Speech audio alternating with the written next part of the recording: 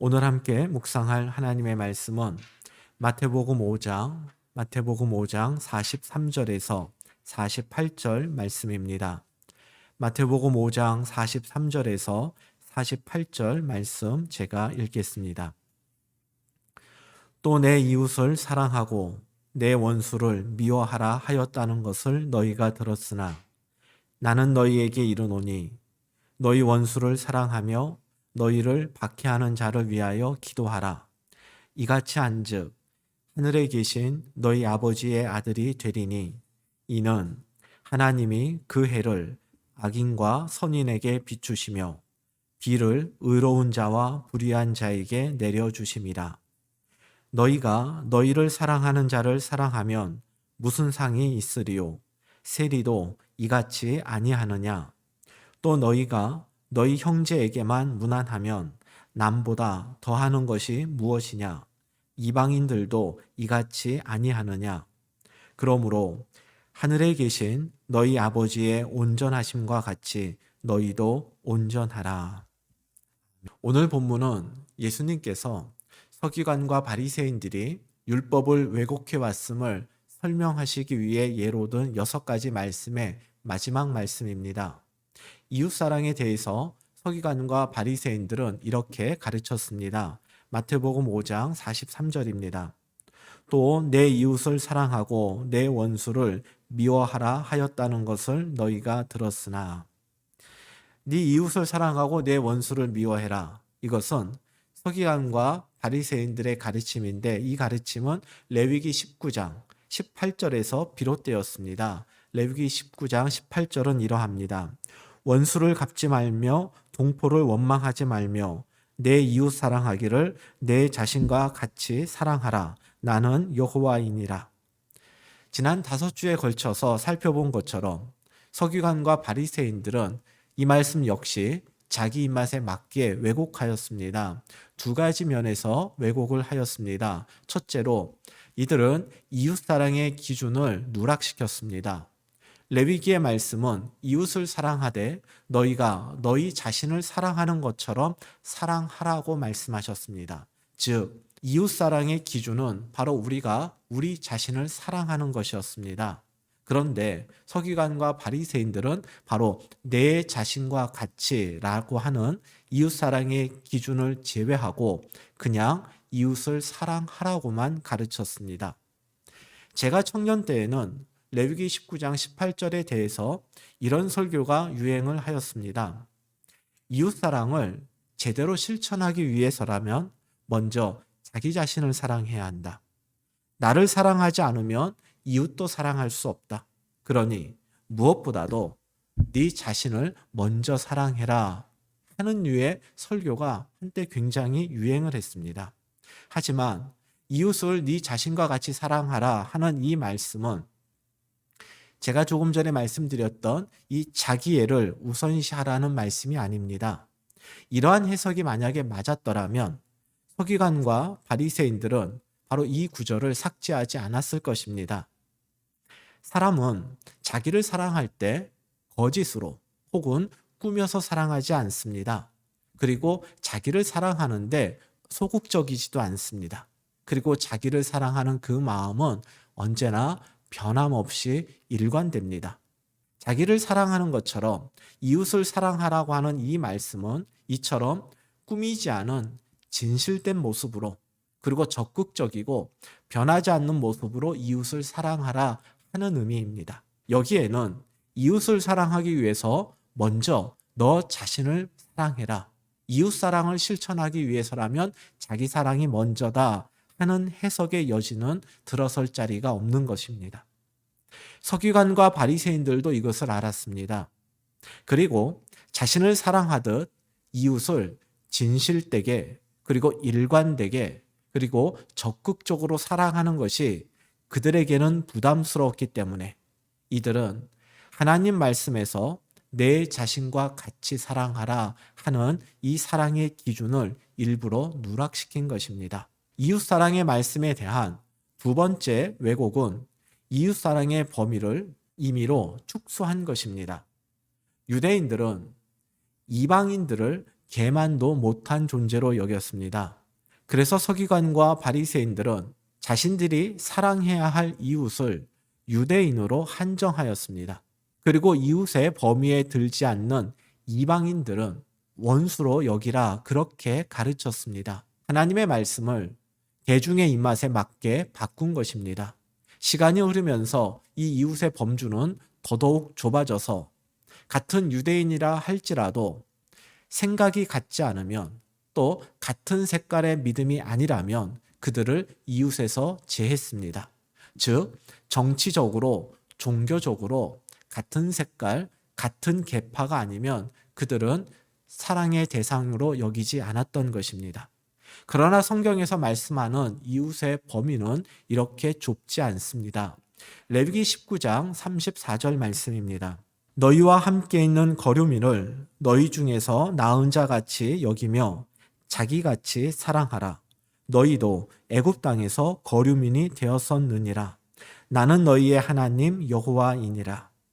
하나님은 이스라엘과 함께 살고 있는 외국인, 즉 이방인을 그들 자신처럼 사랑하라고 말씀하셨습니다. 이방인도 이스라엘의 이웃에 포함이 된다는 뜻입니다.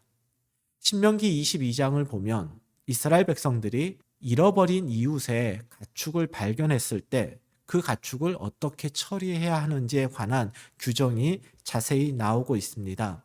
신명기 22장 1절에서 4절 말씀입니다. 내 형제의 소나 양이 길 잃은 것을 보거든 못 본 채 하지 말고 너는 반드시 그것들을 끌어다가 내 형제에게 돌릴 것이요 내 형제가 내게서 멀거나 또는 내가 그를 알지 못하거든 그 짐승을 내 집으로 끌고 가서 내 형제가 찾기까지 내게 두었다가 그에게 돌려줄지니 낙이라도 그리하고 의복이라도 그리하고 형제가 잃어버린 어떤 것이든 내가 얻거든 다 그리하고 못 본 채 하지 말 것이며 내 형제의 낙이나 소가 길에 넘어진 것을 보거든 못 본 채 하지 말고 너는 반드시 형제를 도와 그것들을 일으킬지니라. 즉 이웃의 소유, 이웃의 재산을 그가 발견하게 되면 반드시 주인에게 돌려주라고, 즉 그에게 그런 사랑과 친절을 베풀라는 그런 말씀입니다. 여기서 형제는 넓게 보면 동족 유대인이고 좁게 보면 자신과 가깝게 지내는, 즉 자기가 기꺼이 사랑을 나눌 수 있는 그 이웃을 말합니다. 그렇다면 원수가 잃어버린 가축을 만약 내가 보았을 경우에는 그 가축들을 어떻게 처리해야 될까요? 이에 대한 규정이 출애굽기 23장 4절과 5절에 나오고 있습니다. 내가 만일 내 원수의 길 잃은 소나 나귀를 보거든 반드시 그 사람에게로 돌릴지며 내가 만일 너를 미워하는 자의 나귀가 짐을 싣고 엎드러짐을 보거든 그것을 버려두지 말고 그것을 도와 그 짐을 부릴지니라. 원수가 잃어버린 가축에 대한 규정과 형제가 잃어버린 가축에 대한 규정이 동일합니다. 이것은 구약에서 말하는 이웃에는 이방인뿐만이 아니라 바로 원수까지도 포함됨을 의미하는 것입니다. 그런데 서기관과 바리새인들은 이웃에 관한 이 구약의 규정을 알고 있었음에도 불구하고 백성들이 싫어한다고, 그리고 자신들도 이방인과 원수를 사랑하는 것이 부담스럽다고 이방인과 원수를 이웃의 범위에 포함시키지 않았습니다. 이뿐이 아니라 이들은 한 걸음 더 나아가 아예 성경 어디에도 나오지 않는 원수를 미워하라는 자신들의 생각을 하나님의 말씀인 양 포장하였던 것입니다. 이제 이러한 서기관과 바리새인들이 왜곡시킨 이웃사랑의 말씀의 의미를 예수님께서 바로잡아 주십니다. 오늘의 본문 마태복음 5장 43절과 44절 말씀입니다. 또 내 이웃을 사랑하고 내 원수를 미워하라 하였다는 것을 너희가 들었으나 나는 너희에게 이르노니 너희 원수를 사랑하며 너희를 박해하는 자를 위하여 기도하라. 산상수훈에 나오는 예수님의 말씀들이 사실 모두 실천하기가 어렵습니다. 그런데 지금 읽어드린 이 44절 말씀은 더더욱 그러합니다. 게다가 그냥 원수가 아니라 너희 원수라 하셨습니다. 그냥 박해하는 사람이 아니라 너희를 박해하는 사람이다. 이렇게 말씀하셨습니다. 왜 예수님께서는 너의 원수, 너를 박해하는 자 이렇게 콕 집어서 말씀하셨을까요? 여기서의 원수와 박해하는 자는 불특정한 사람을 말하는 것이 아니라 바로 구체적인 인물, 나의 원수, 나를 박해하는 자, 바로 그 사람을 지칭하며 그들을 우리가 사랑해야 한다라는 말씀입니다. 그런데 솔직하게 말해서 이번만큼은 원수를 사랑하라는 예수님의 말씀보다는 이웃은 사랑하고 원수는 미워하라는 서기관과 바리새인들의 가르침이 더 공정하고 더 올바른 것 같습니다.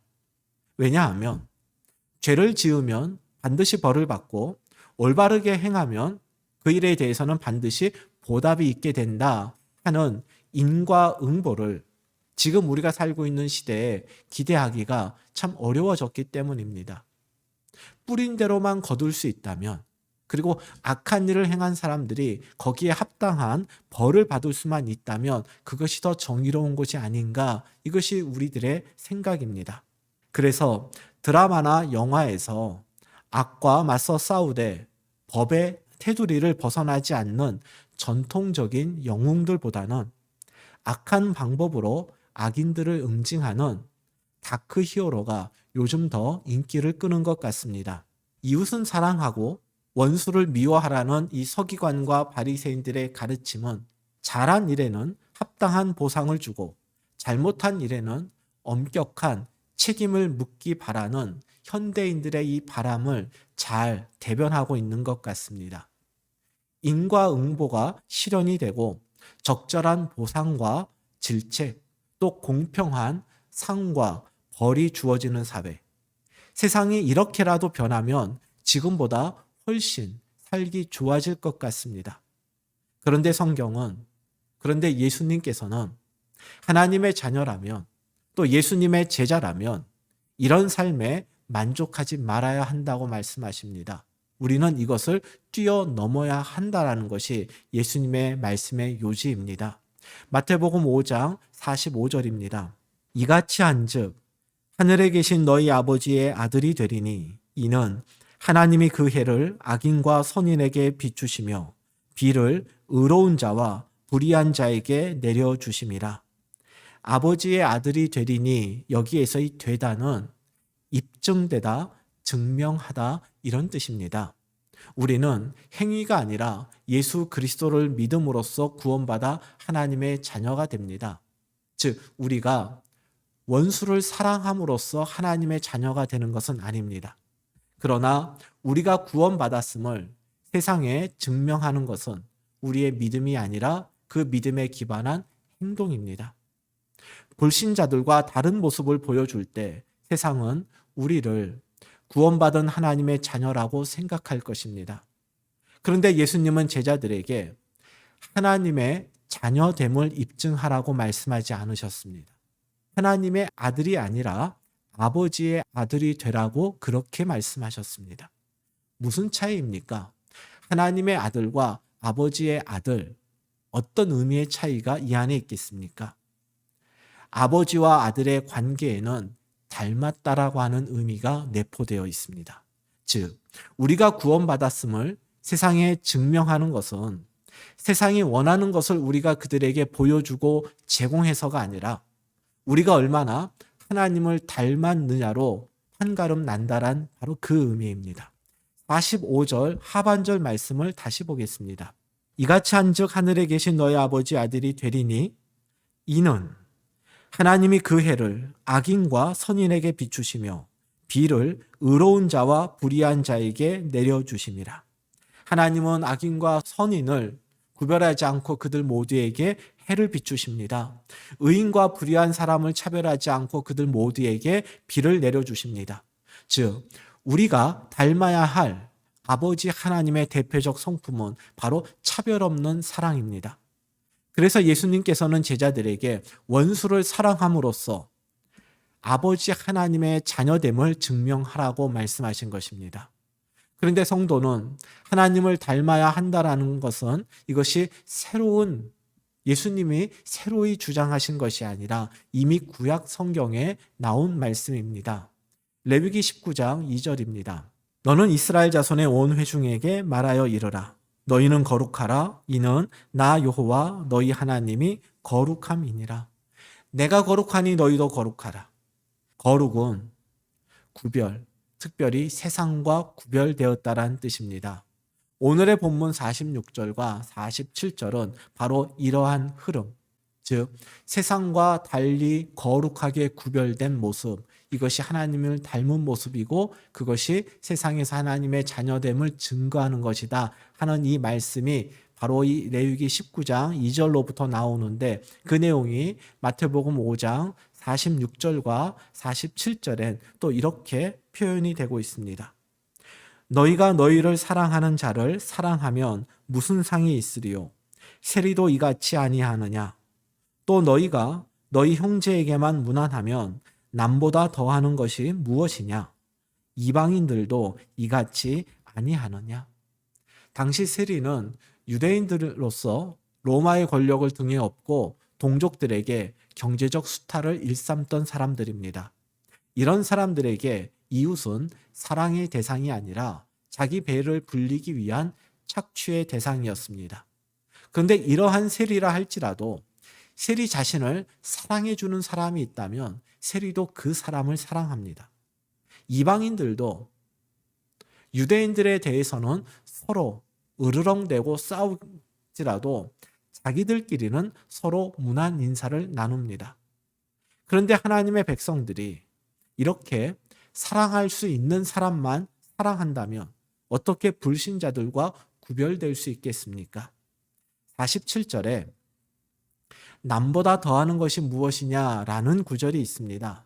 이것은 너희가 세리와 이방인들과 똑같이 행동하면 도대체 너희가 그들보다 나은 점이 무엇이냐, 이런 질문입니다. 이 질문은 거룩의 핵심이 무엇이고 예수님께서 제자들에게 요구하시는 것이 무엇인지를 잘 알려줍니다. 신자들이란, 예수님의 제자들이란 불신자들과 비슷하게 사는 것으로서는 충분하지 않다는 것입니다. 세상 사람들이 칭찬하는 그 도덕적 수준에 우리는 만족해서는 안 된다라는 것입니다. 우리는 그들의 선행을 능가해야 합니다. 우리는 그들의 공정함을 뛰어넘어야 합니다. 예수님께서 20절에서 말씀하셨던 것처럼 우리의 의로움은 바리새인들의 의로움보다 더 나아야 합니다. 좁은 의미의 이웃은 사랑하고 원수를 미워하는 것이 바리새인들이 주장하는 선행이요, 지금 우리 사회가 생각하는 정의롭고 공정한 모습입니다. 불신자들은 이렇게 생각하고 이렇게 행동해도 괜찮습니다. 그것만으로도 훌륭합니다. 그러나 우리가 불신자들과 동일하게 생각하고 행동한다면 우리는 도대체 무엇으로 불신자들과 구별된 거룩한 하나님의 자녀임을 증명할 수 있겠습니까? 그래서 예수님께서는 제자들에게 좁은 의미의 이웃뿐 아니라 그 이웃의 범주에서 제외시켰던 원수까지도 사랑하라고 말씀하신 것입니다. 지금까지 제가 이 원수 사랑의 당위성에 대해서 설명을 드렸습니다. 그럼 이제는 원수 사랑의 구체적 방법은 어떠해야 하는지를 생각해 보겠습니다. 우리는 자녀나 부모님이나 사랑하는 사람들, 즉 내가 당연히 사랑해야 될 대상조차도 제대로 사랑하지 못해서 우리가 그들에게 사랑을 표현하면 표현할수록 상대에게 상처와 아픔을 줄 때가 참 많습니다. 원수는 사랑의 대상으로조차 우리가 생각하지 않았기 때문에 원수에 대한 사랑은 어떻게 표현되어야 하는지는 우리가 더더욱 모릅니다. 마태복음의 산상수훈에 해당하는 내용이 누가복음 6장의 평지설교라는 제목으로 나오고 있습니다. 바로 여기에 원수 사랑의 구체적 모습이 잘 나타나 있습니다. 누가복음 6장 27절과 28절 말씀입니다. 그러나 너희 듣는 자에게 내가 이르노니 너희 원수를 사랑하며 너희를 미워하는 자를 선대하며 너희를 저주하는 자를 위하여 축복하며 너희를 모욕하는 자를 위하여 기도하라. 이 말씀을 보면 너희 원수, 너희를 미워하는 자, 저주하는 자, 모욕하는 자, 이 모든 부류의 사람들이 병렬로 나열이 되어 있습니다. 그런데 이 문장은 조금 다르게 해석이 가능합니다. 세번역 성경이 바로 그렇게 번역을 했습니다. 세번역 성경으로 누가복음 6장 27절을 읽어드리겠습니다. 그러나 내 말을 듣고 있는 너희에게 내가 말한다. 너희의 원수를 사랑하여라. 너희를 미워하는 사람들에게 잘해주고 너희를 저주하는 사람들을 축복하고 너희를 모욕하는 사람들을 위하여 기도하라. 너희의 원수를 사랑하여라 하고 문장이 끝납니다. 그리고 이어지는 문장은 바로 누가 나의 원수인지 그리고 그 원수를 내가 어떻게 사랑해야 하는지 이것을 설명하는 구조로 번역을 했습니다. 이것이 원문에 조금 더 가까운 번역입니다. 즉, 우리는 원수를 어떻게 사랑해야 됩니까? 원수 사랑의 첫 번째 모습은 그 원수를 선대하는 것입니다. 우리의 원수는 우리를 미워하고 우리에게 악의적으로 행동을 합니다. 이때 똑같이 악하게 반응하지 않고 그에게 호의를 베푸는 것, 이것이 바로 원수를 사랑하는 것입니다. 이에 대해서 마튼 로이드 존스 목사님은 이런 예를 들어 설명하였습니다. 어떤 농부가 하나님을 미워하며 불의한 죄인이어서 하나님께 반역할 수 있다. 하지만 하나님은 그에게 해를 비추시고 비를 내리셔서 수확하게 하신다. 가혹한 행동을 호의의 행동으로 하나님이 반응하신 것이다. 이처럼 나에게 잘못하는 사람에게 똑같이 잘못된 행동을 하는 것이 아니라 그에게 선하게 행동하는 것. 바로 이것이 원수 사랑의 첫 번째 모습입니다. 원수 사랑의 두 번째 모습은 그에게 축복의 말을 하는 것입니다. 원수는 우리에게 재앙이나 불행이 일어나기를 빌고 바랍니다. 이것을 저주라 합니다. 그래서 원수가 우리를 저주할 때 우리도 그를 저주하는가? 그렇지 않습니다. 세상은 그렇게 살아간다 할지라도 우리는 그에게 그를 저주하지 않고 축복, 즉 복을 빌어주어야 합니다. 상대방이 잘 되기를 진심으로 바라는 것, 바로 이것이 원수에 대한 사랑입니다. 원수 사랑의 세 번째 모습은 그를 위해 기도하는 것입니다. 원수는 기회가 날 때마다 우리를 깔보고 욕보이려고 합니다. 그럴 때마다 우리는 원수를 위해서 기도해야 합니다. 누군가를 위해서 기도할 때 미워하는 마음으로는 기도할 수 없습니다. 또 그를 사랑하지 않으면 그를 위한 기도를 지속할 수 없음을 우리는 경험적으로 잘 알고 있습니다. 원수를 사랑하는 것은 이처럼 선한 행동과 축복의 말과 기도로 표현이 되어 있습니다. 그런데 이 원수에 대한 사랑 표현이 행동과 말과 기도 순서로 이렇게 나와 있는데 저는 이 순서가 원수가 우리의 사랑을 깨닫는 순서라고 생각합니다. 우리가 사랑의 행동을 취했을 때 우리의 원수된 상대방도 우리의 사랑을 가장 빨리 알 수 있지 않겠습니까? 원수에게 선의와 호의의 행동을 베풀 때 그 즉시는 아니더라도 그 호의의 행동이 반복될 때 원수도 우리가 자기를 미워하지 않는다라는 것을 알게 될 것입니다. 하지만 나에게 악한 행동을 일삼는 원수에게 선한 행동을 일관되게 취하는 것은 참 어렵습니다. 바로 그러할 때 도저히 선한 행동을 취할 수 없을 때 원수 사랑을 포기하지 마시고 그 원수를 축복하십시오. 원수 앞에서 축복하는 것도 어렵다면 그저 속으로 축복하시고 나중에 용기를 내어 원수 앞에서도 축복의 말을 전해보십시오. 그렇게 되면 원수도 우리를 이전과는 좀 달리 보지 않겠습니까? 그런데 행동뿐 아니라 말로 원수에 대한 사랑을 표현하는 것 역시 우리에게는 매우 힘든 일입니다. 그렇더라도 원수 사랑하기를 포기하지 마시고 마지막 세 번째 단계인 그를 위해서 기도하십시오. 행동으로 사랑을 표현하기 어려울 때 말로써 표현하십시오. 말로써도 표현할 수 없다면 그저 그를 놓고 하나님께 기도하십시오. 뭐라고 기도해야 할까요? 돌처럼 굳은 그 원수의 완악한 마음을 하나님께서 풀어달라고 우리 그렇게 기도하십시다. 그들의 행동이 하나님의 심판의 대상임을 그들이 속히 깨닫고 하나님께 돌아오기를 기도하십시다. 하나님께서 그들의 영혼을 불쌍히 여기시고 구원해 달라고 그렇게 기도하십시다. 그리고 원수들이 우리들을 모욕할 때 하나님 그들을 축복할 수 있는 그 마음을 저에게 허락해 주십시오. 원수들이 나를 미워할 때 그들을 진심으로 선대할 수 있도록 하나님 제 마음을 주장해 주십시오. 우리가 그렇게 기도할 수 있지 않겠습니까? 원수를 위한 이러한 기도는 축복의 말과 선한 행동으로 원수에 대한 우리의 사랑을 표현하는데 원동력이 되어줄 것입니다. 이제 오늘의 본문의 마지막 말씀인 48절 말씀을 보겠습니다. 그러므로 하늘에 계신 너희 아버지의 온전하심과 같이 너희도 온전하라. 원수를 사랑하는 것은 하나님의 자녀됨을 입증하는 것일 뿐 아니라 우리가 하나님처럼 온전해지는 길입니다. 예수님께서는 여기서도 하나님의 온전하심이라 말씀하지 않으시고 아버지의 온전하심이라 표현하셨습니다.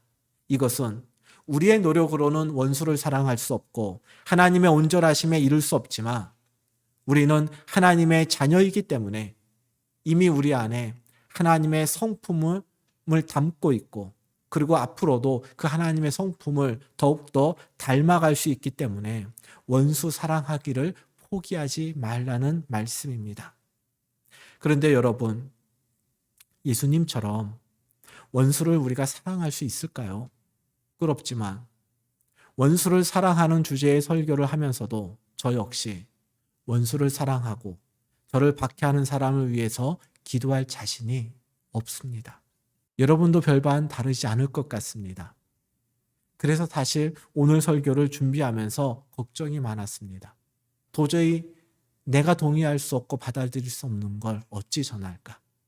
이 말씀만큼은 외면하고 싶어하는 우리 성도님들에게 어찌 이 말씀을 하나님의 말씀으로 잘 전달할 수 있을까?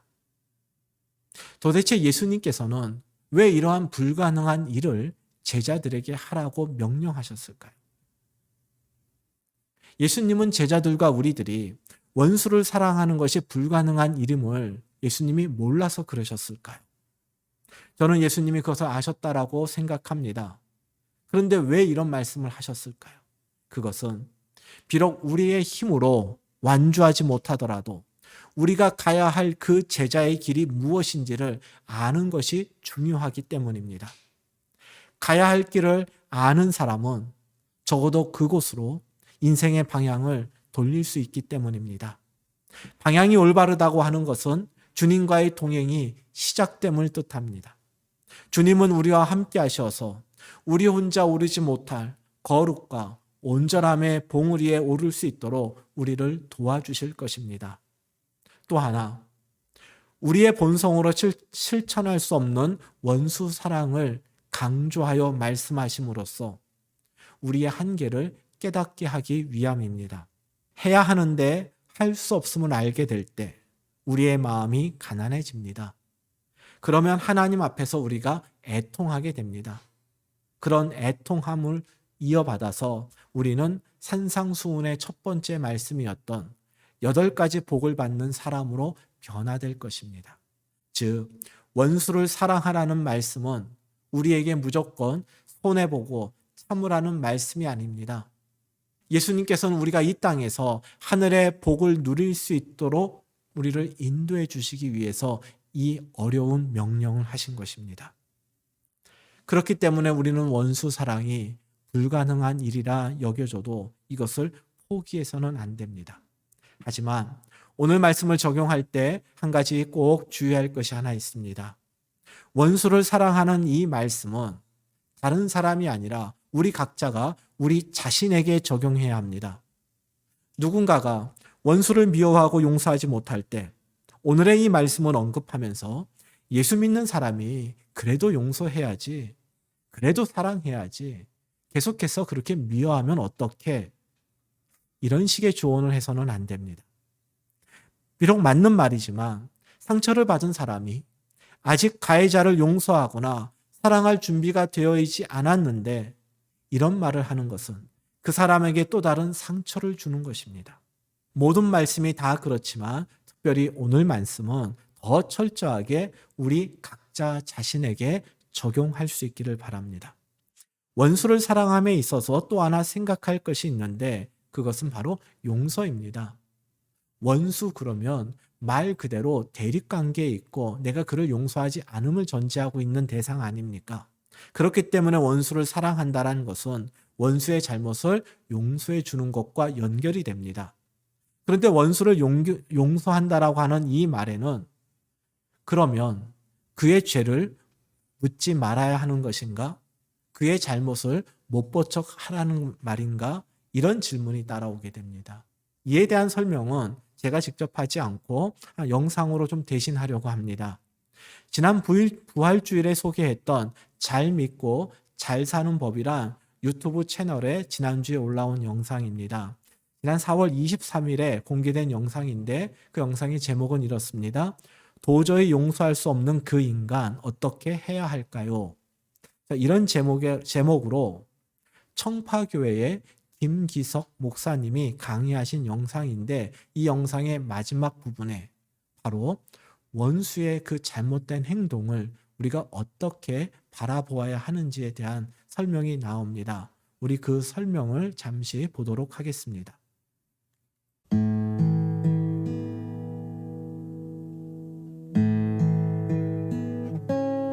잘못에 대해서는 분명히 거기에 따른 처벌이 필요하다는 생각이 들어요. 왜냐하면 성경에도 세상의 토대가 둘이라고 얘기하는데 하나는 정의이고 또 하나는 공의입니다.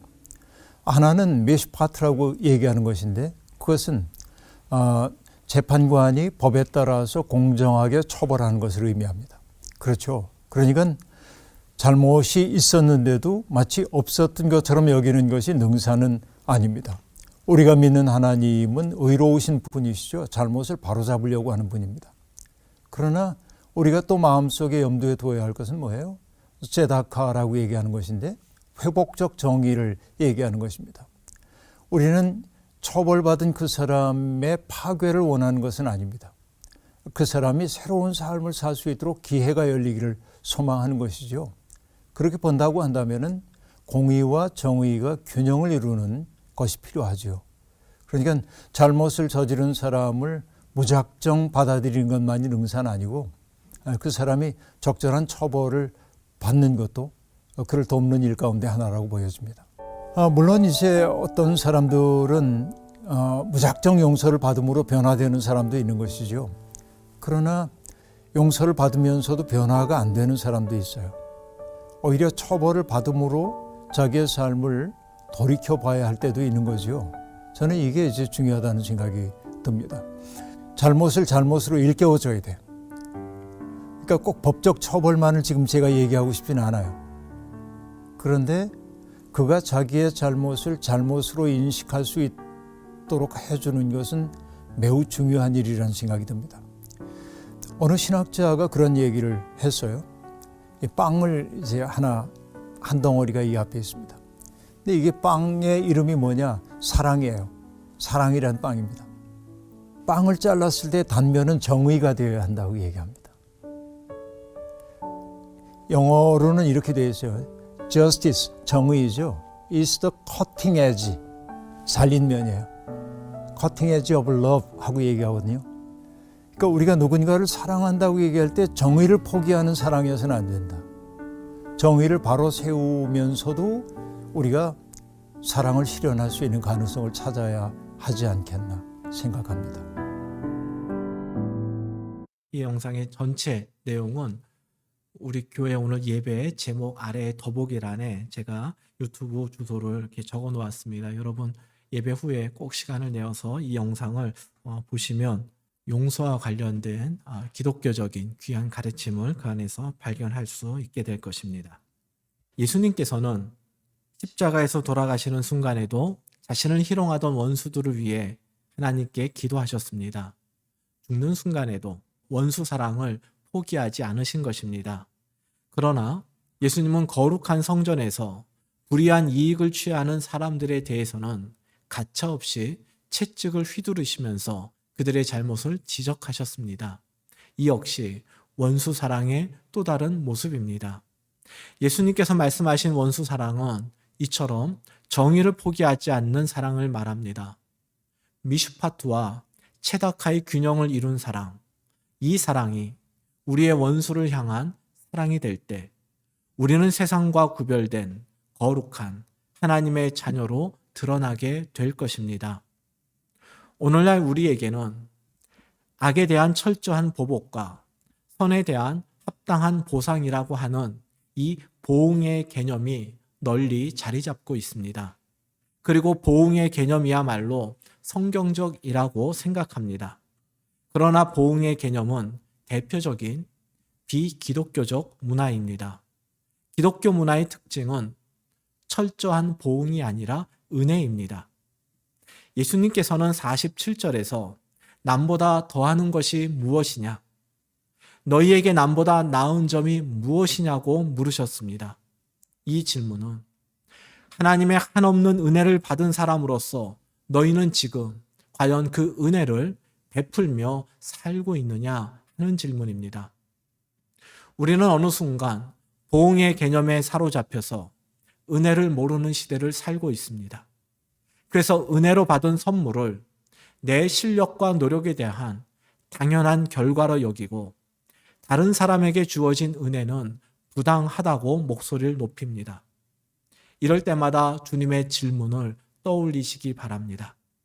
그러면 남보다 더하는 것이 무엇이냐? 그래가지고 너희가 과연 하나님을 닮았다라고 말할 수 있겠느냐? 저희 큰아이는 어렸을 때에는 성격이나 습관이 저와 닮은 부분이 없어 보였습니다. 그런데 고등학교를 졸업하고 서울에서 대학 생활을 하는데 간간히 전하는 소식을 들으면서 저를 닮은 부분이 점점 많아지면 보게 되었습니다. 지난 3월부터는 공익근무를 하느라 대학을 휴학하고 집에서 함께 지내고 있습니다. 아침 저녁으로 함께 시간을 보내면서 말로만 들었던 저와 닮았던 모습, 그것도 저의 장점이라고 생각되는 부분을 아이에게서 직접 보게 되는 것이 요즘 저의 작은 즐거움입니다. 그리고 제 단점에 비하면 저의 장점은 정말 미미한 수준이지만 그래도 그 장점을 닮아가고 있는 제 아이의 모습을 보면서 그가 얼마나 자랑스럽게 생각되는지 모릅니다. 하물며 하나님은 어떠시겠습니까? 우리가 거룩하고 온전하신 하나님을 조금씩 닮아간다면 하나님께서 얼마나 기뻐하시고 또 우리를 얼마나 자랑스러워 하시겠습니까? 세상과 구별된 그리스도인으로 살아가는 것, 그리고 하나님의 기쁨이요 자랑스러운 자녀로 성장하는 것, 이것은 우리 모두의 기도 제목 아닙니까? 오늘 주님께서 말씀으로 우리의 기도에 응답하셨습니다.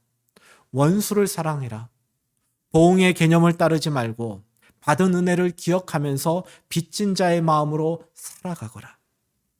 이것이 주님께서 알려주신 하나님을 닮아가는 자녀의 모습이요 하나님의 기쁨이 되는 성도의 삶입니다. 하나님의 크신 은혜를 받은 자로서 그 은혜를 세상에 나누고 흘려보내기를 우리 힘쓰십시다. 그리하여 하늘에 계신 아버지의 자녀임을 선언하고 또 세상이 그렇게 우리를 인정하는 저와 여러분이 되기를 주님의 이름으로 축복합니다. 기도하겠습니다. 너희를 사랑하는 사람만 사랑하고 형제에게만 무난하면 너희가 남보다 더한 것이 무엇이냐는 주님의 질문 앞에 겸손히 저희의 지난 모습을 돌아보며 하나님 아버지의 자녀답게 살지 못한 모습을 회개합니다. 보응의 개념을 추구하다가 은혜를 놓치고 살아가는 이 시대를 불쌍히 여겨주시고 세상의 차별과 불공평의 문제의 해결책이 보응이 아니라 은혜에 있음을 깨닫고 하나님의 은혜를 경험한 그리스도인들이 먼저 빚진 자의 마음으로 포용과 사랑의 마음으로 세상을 바라보게 하옵소서. 하나님을 닮아감으로써 구원받은 하나님의 자녀임을 세상에 증명하게 하시고 원수를 사랑하는 데까지 우리의 사랑의 지평이 넓어질 수 있도록 도와주십시오. 코로나 바이러스로 인한 사회적 거리두기가 속히 완화되어 걱정 없이 대면 예배를 병행할 수 있도록 도와주시며 백신 접종이 잘 진행되고 치료제 개발이 잘 이루어져서 코로나 바이러스로 인한 어려운 상황에서 하루빨리 벗어날 수 있도록 역사하여 주십시오. 오늘도 우리의 모든 것이 주님께서 베푸신 은혜의 결과임을 고백하며 예물을 드립니다. 성도들의 가정과 일터에 은혜를 베풀어 주시고 수고에 합당한 열매도 허락하여 주십시오. 예수님 이름으로 기도하오며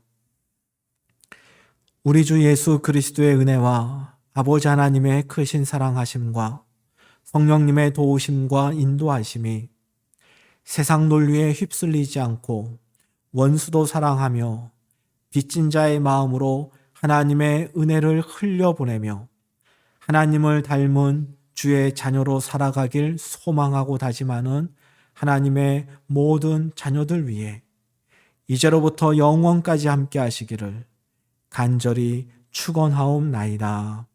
아멘.